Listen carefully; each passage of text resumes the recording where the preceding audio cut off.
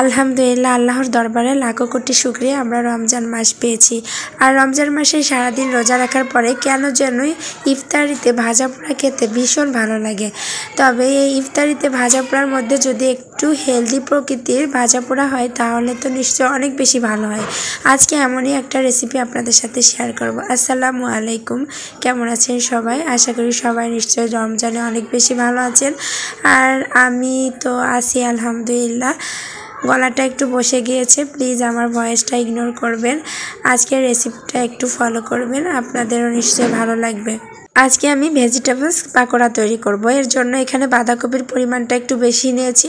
বাঁধাকপি প্রথমে কুচি করে লবণ দিয়ে মেখে রেখেছিলাম, এতে করে পানিটা বেশ খানিকটা বেরিয়েছে। সে পানিটাকে ভালোভাবে ঝরিয়ে নিয়েছি। তারপরে একটু গাজর কুচি দিয়েছি আর পেঁয়াজ মরিচ কুচি দিয়ে সাথে একটা ডিম দিয়েছি।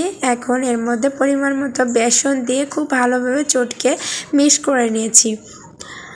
আর ডিমটা দিলে একটু ভালো হয়। সাথে এই যে একটু হলুদও দিয়ে দিলাম লাস্ট মুহূর্তে, আর একটু গরম মশলার গুঁড়ো। ইফতারির আগ মুহূর্তে কেমন যেন সময়টা খুব দ্রুত চলে যায়, তো আমার সব সময় একটু বেশি তাড়াহুড়া লেগে যায়। আমি এগুলো খুব ভালোভাবে তাড়াহুড়া করে মিক্স করে নিচ্ছিলাম, আর এজন্যই এলোমেলো হয়ে গেছে। হলুদটা একটু পরে দিয়েছি। হলুদটা যারা সাদা পছন্দ করেন তারা হলুদটা স্কিপ করেও দিতে পারেন। এটাকে খুব ভালোভাবে মিক্স করতে হবে, আর যতটা পরিমাণ বেসন দিতে হবে পরিমাণ মতো, যতক্ষণ না স্ট্রাকচারটা ঠিক মতো আসছে ততক্ষণ পর্যন্ত বেসন দিতে হবে। বেসনটা কোনো পরিমাণ আমি এখানে নিই না, এখানে যতটা লেগেছে ততটাই দিয়েছি। আর পাকোড়ার শেপ আনার জন্য যতটা প্রয়োজন ছিল আমার বেসন দেওয়ার ততটাই দিয়েছিলাম। এই তো যখন পাকোড়ার শেপটা আমার আসবে বলে আমি ভেবে নিয়েছি, তখনই আমি চুলার উপরে ফ্রাই প্যানে তেল দিয়েছি গরম হতে। আর এই তো একে একে পাকোড়ার শেপ দিয়ে তেলের মধ্যে দিয়ে দিচ্ছি। আর এখানে আমার যে পরিমাণ ফ্রাই প্যানে ধরেছে সে পরিমাণ পাকোড়ার শেপ দিয়েছি। এখন কয়েক মিনিট মানে 2 মিনিটের মতো জাল হওয়ার পরে আমি পাকোড়াগুলোকে সুন্দর মতো উল্টে দিলাম। আর এগুলোর একটা সুন্দর গোল্ডেন ব্রাউন কালার আসা পর্যন্ত উল্টে পাল্টে ভেজে নিতে হবে।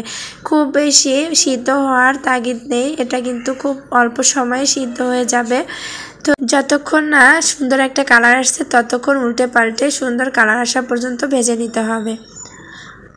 আর এই পাকোড়াটা খেতে অনেক বেশি মজা লাগে, খুবই চমৎকার। এটা শুধু যে ইফতারের টাইমে খেতে হবে এমনটা না, এটা কিন্তু ভাত কিংবা পোলাওর সাথেও খুব ভালো জমে। আর এই পাকোড়াগুলো কিন্তু ইফতার ছাড়াও বানিয়ে বাচ্চারা ভীষণ পছন্দ করবে যদি সস দিয়ে তাদেরকে খেতে দেওয়া হয়। এই তো আমার পাকোড়াগুলো ভেজে নেওয়া হয়ে গেছে। তো আজকের এই ভেজিটেবলস পাকোড়াটা আপনাদের যদি ভালো লাগে নিজেরাও একবার ট্রাই করবেন। আজকের মতো এ পর্যন্তই, আল্লাহ হাফেজ।